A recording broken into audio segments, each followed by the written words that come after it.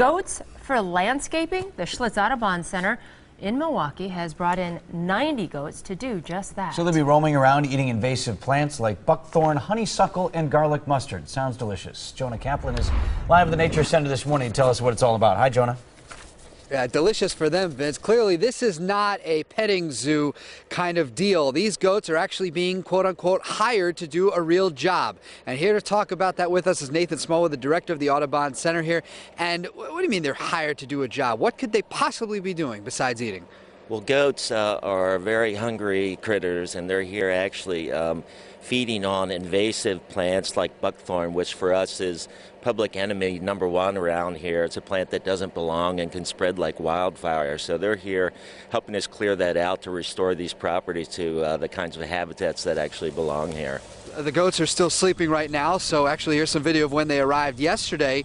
When these plants spread around, I mean, why is this a big deal to have them here, and why do you need the goats? Well, plants like buckthorn, the problem that happens is that they are native to the area and they can really spread, and when they do that, they actually crowd out the native species and really create something of an ecological desert when they take off. And so they may look green and pretty on the outside, but actually do quite a bit of damage to the natural habitats, to the flora and fauna of the area. So how long do you have these goats here? How long is the job? We're going to use them for about 10 days and really focusing on areas that have been particularly overrun. Goats eat an awful lot, and so we don't want to have them getting into some of the areas that actually have plants that we do want to preserve. Excellent.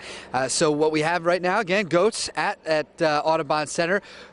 Folks can come and see them, but again, not really kind of petting zoo opportunity. But thank you to Nathan Smola for joining us. And later on Daybreak, we're going to be talking with the goat expert, the one who brought him in, and we're going to show us more about how these goats are actually cutting down these plants. Live somewhere in the forest, Jonah Kaplan, today's TMJ4. All right, Jonah, thanks very much. Well, you can't bother the goats. They're working, right? If you want to go see them. You don't want to get them up, and you don't want to get them up too early. They have a long day ahead. Yeah, that's true. Coming up on Live at Daybreak on